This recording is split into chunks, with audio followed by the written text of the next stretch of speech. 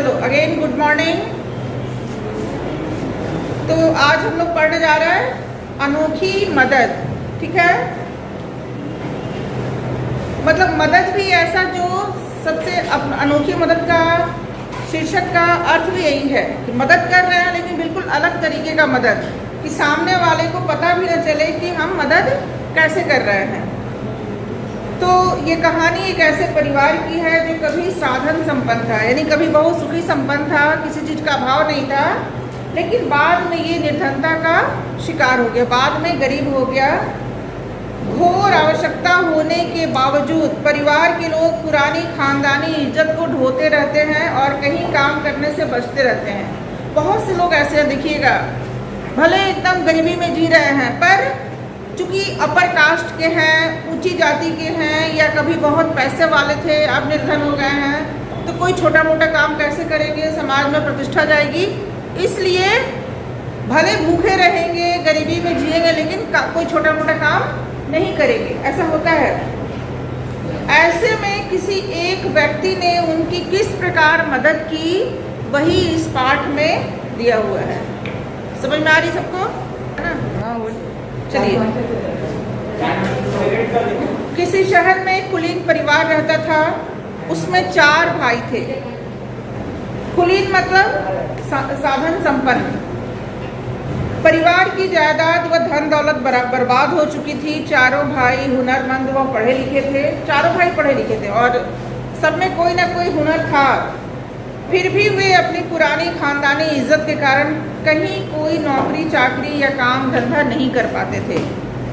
घर की गरीबी दिन ब दिन बढ़ती चली जा रही थी। औरतों का सारा जेवर भी लुके छिपे कम दामों पर उन्होंने बेच दिया।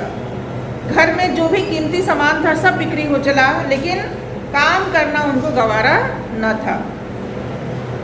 आखिर एक दिन ऐसा आया कि घर में कुछ भी न बचा और खाने पीने के लाले पड़ने लगे। लाले पड़ने लगे यानी खाने पीने के लिए भी मुश्किल होने लगा। अब क्या किया जाए? उनके घर के बगीचे में सहजन का एक पेड़ था। सहजन जानते हो ना? क्या बोलते हैं उसको? ड्रम स्टिक ना, इंग्लिश तुम ज़्यादा जानते हो। मुनगा भी बोलते हैं, हमारे लोकल भाषा में मुनगा भी बोला जाता है। तो उसके फलने का मौसम था। बहुत ही औषधीय गुणों से भरपूर होता है वो, पता है आप लोगों को? उसका जब प्रेशर बढ़ता है तो उसके पत्तों को उबाल कर उसका पानी बोलता है पीने के लिए, और उसके फूल को भी अच्छे से धोकर उसका भुजिया वगैरह सब्जी सब बनता है।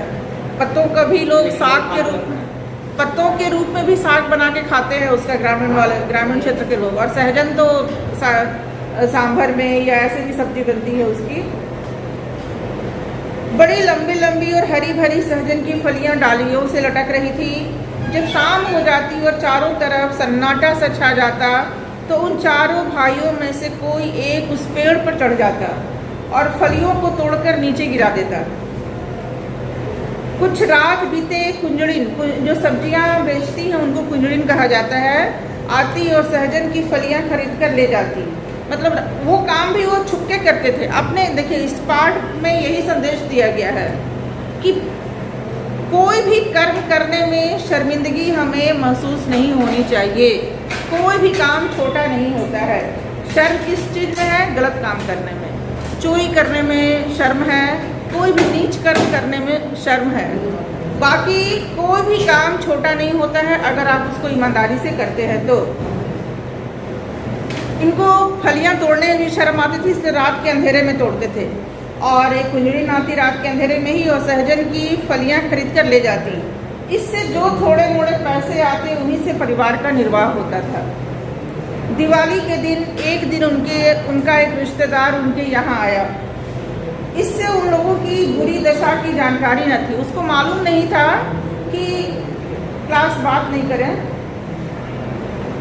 उन लोगों को उस व्यक्ति को मालूम नहीं था कि इनकी दशा बहुत बुरी हो। वो तो सोचा था कि ये बहुत कुलीन है, पैसे वाले हैं, एक आध दिन हम रह लेंगे तो कोई फर्क नहीं पड़ेगा, लेकिन यहाँ तो इनकी हालत बहुत खराब थी। जब भोजन परोसा गया तो बड़े भाई ने बहाना बनाया। बड़ी मुश्किल से उसके लिए भोजन बनाया गया और भोजन सिर्फ इतना ही था कि सिर्फ वो व्यक्ति खा सके। तो बड़े भाई ने बहाना बनाया कि आज मेरा सोमवार का व्रत है मैं खाना ना खाऊंगा, क्योंकि साथ बैठ के किसी को खाना पड़ता है, तो बड़ा भाई ये बहाना बना दिया। दूसरे ने कहा मेरे पेट में दर्द उठ रहा है, डॉक्टर ने खाने को मना किया है, तो इस तरह से वो भी बहाना बनाकर नहीं खाया।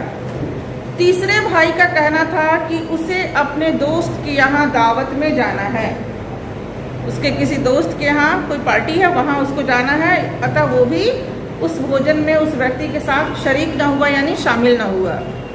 सबसे छोटा भाई घर में आए हुए मेहमान के साथ खाने बैठा।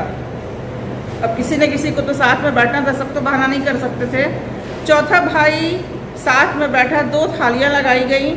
अब दोनों व्यक्ति खाना खा रहे थे, तो बूढ़ी माँ मेहमान से खाने का खूब आग्रह करते रही, लेकिन उसने अपने छोटे लड़के को जरा भी न पूछा। यानी जो मेहमान थे, जो रिश्तेदार आए हुए थे, उनसे तो बार बार आग्रह कर रही थी कि और ले लीजिए और खा लीजिए, लेकिन बेटे को नहीं पूछ रही थी। और लड़का भी सधा हुआ था, उसको ही मालूम था कि साधन सीमित है, खाना सीमित है, इसलिए वो कम खाए और रिश्तेदार जो है उससे एहसास न होने पाए कि हम गरीबी में जी रहे हैं या हमारे यहाँ खाने के लिए भी नहीं है। इसलिए वो पहले ही हाथ लगा के मना करता है कि मुझे नहीं चाहिए। इस तरह 2 बार भोजन करने पर मेहमान ताड़ गया कि ये लोग गरीबी के शिकार हैं।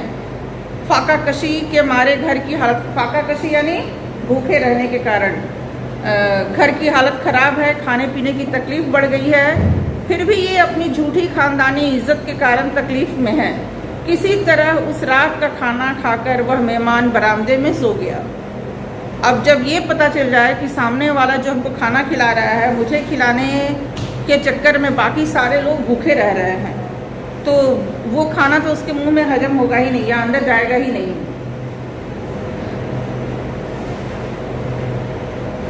किसी तरह उस रात का खाना खाकर वो मेहमान बरामदे में सो गया। सो क्या किया, उसने सोने का ढोंग रचा, नाटक किया कि वो सो रहा है। वो उनकी बातें सुनना चाहता था कि ये किस तरह की बातें कर रहे हैं। करीब 10 बजे रात गए कुंजड़िन आई, वो जो सब्जी खरीदने वाली आती थी। बड़े भाई ने बड़ी सावधानी से बिल्ली की तरह दबे पाँव से पेड़ पर चढ़कर सहजन की काफ़ी फलियां तोड़ी। कुंजड़िन जानती थी कि इस वक्त उनके घर में मेहमान है, वह जो दाम देगी वही ले लेंगे, कुछ मोल मोलाई नहीं करेंगे, वो भी मौके का फ़ायदा उठा रही है, ज़्यादा पैसा उससे ना मांगेंगे। जब बड़ा भाई टोकरी में सहजन की फलियां लेकर कुंजड़िन के पास आया तो उसने दाम कम दिए और कहा कि आजकल सहजन की मांग नहीं है, मुझे भी बाज़ार में लाभ नहीं मिलता, अब मैं तुमको पहले से ज़्यादा कीमत नहीं दे सकती, तुम्हारा मन हो तो लो, नहीं तो मैं चली। देखिए, जब मुसीबत आती है ना, चारों ओर से आती है और अवसर का लाभ सब उठाना चाहते हैं, तो कुंजड़िन भी इनकी बेबसी का, इनकी लाचारी का, इनकी गरीबी का फ़ायदा उठा रही थी। बड़े भाई ने मुंह पर उंगली रखते हुए कहा, तुम जितना चाहो दे दो, मतलब उसको इशारा किया कि तुम धीरे बोलो, जो चाहे दे दो, मगर ज़ोर से मत बोलो, बरामदे में हमारे मेहमान सो रहे हैं, जाग जाएंगे। कुंजड़िन ने इस मौके का लाभ उठाकर उन फलियों के दाम और भी घटा दिए। होता है ना, कभी कभी आप खरीदने जाते हैं और दुकानदार को बहुत ज़रूरी होता है बेचना, तो आप जितना बार्गेनिंग करते हैं वो पहले देने के लिए तैयार नहीं होता, उसके बाद बोलते ठीक है अपना रखो हम चले, फिर आपको दूर से बुलाएगा वो, अच्छा ठीक है ले जाइए, इतने में ले जाइए। तो क्योंकि उसको ज़रूरत होती है, उसको सामान बेचने की आवश्यकता होती है या उसे पैसे की आवश्यकता होती है, तो वो कम कीमत पर भी सामान दे देता है। तो वैसे ही कुंजड़िन ने और भी दाम कम कर दिए। लाचार होकर बड़े भाई को उतने ही पैसे लेने पड़े जितने कुंजड़िन ने दिए थे। थोड़ी देर में कुंजड़िन चली गई। चारपाइयों पर सब लोगों की जोर जोर से खर्राटे सुनाई पड़ने लगे। अब कुंजड़िन सब्जी बेच के चली गई, चारों भाइयों ने पैसे ले लिए, भाइयों ने उससे पैसे ले लिए और उस रात फिर आराम से सब सो गए। लेकिन मेहमान जाग रहा था, वह दूरदर्शी तो था ही। उसने सोचा यह कितना अच्छा प्रतिष्ठित खानदान है, झूठी और बनावटी इज्जत के ख्याल से ये नौजवान लड़के खाने पीने की तकलीफ बर्दाश्त कर रहे हैं, पर इस मामूली सहजन के पेड़ के भरोसे अपना गुजारा कर रहे हैं। इनमें ये सब कुशल हैं, होनहार हैं, इनमें गुण भी है, लेकिन सिर्फ शान और शौकत को ढो रहे हैं और इस कारण ये एक सहजन के पेड़ के भरोसे ये चाहे तो अपनी इस गरीबी को मिटा सकते हैं अपने हुनर के माध्यम से, लेकिन वो काम करना इनको गंवारा नहीं है, क्योंकि ये झूठे शान में जी रहे हैं। वह चुपचाप उठा, बरामदे के कोने में पड़ी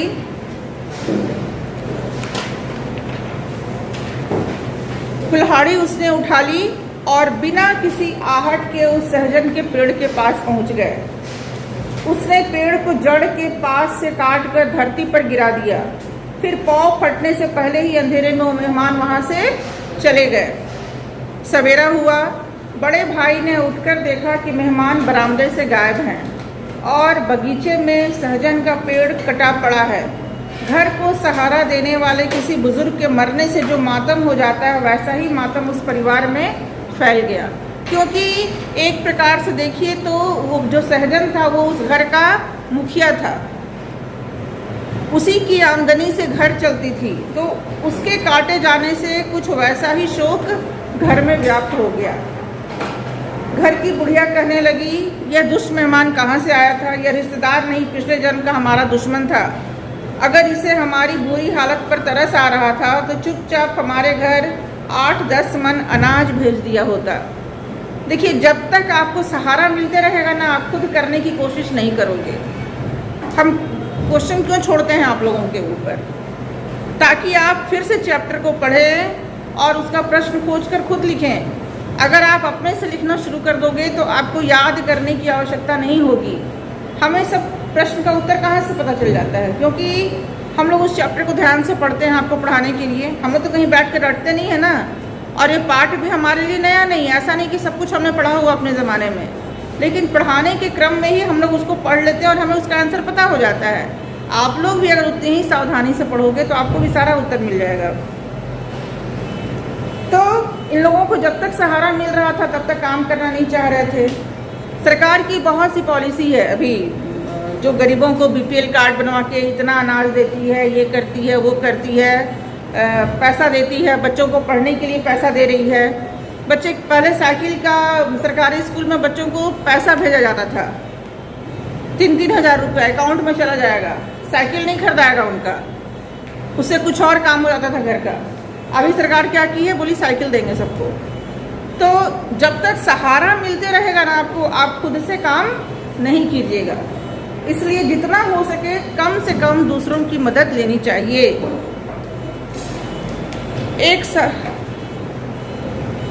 अच्छा, उस बस्ती में चारों भाइयों की अच्छी इज्जत थी। अपने खानदान और ईमानदारी के लिए वे काफ़ी मशहूर है। यहाँ जहाँ जाते वहीं लोग उनसे अच्छा बर्ताव करते। एक बड़े धनी मानी सज्जन ने बड़े भाई को अपने यहाँ पर नौकरी रख लिया, क्योंकि जब पेड़ कट गया तो अब उनके सामने कोई चारा न रहा, उनको काम धंधा ढूंढना ही था।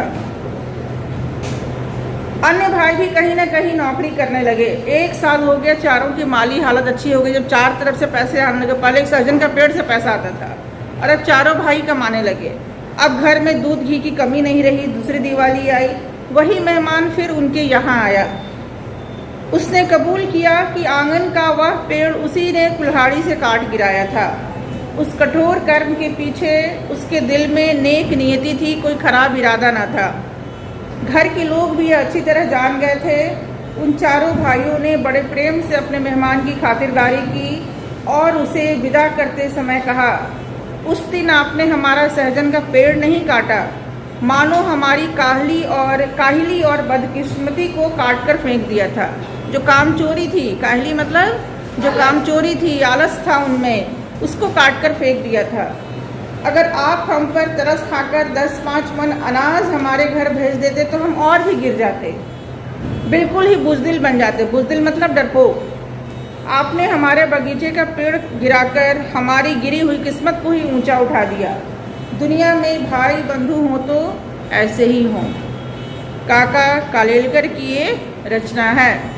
तो पाठ समझ में आ गया आप लोग को? ठीक है।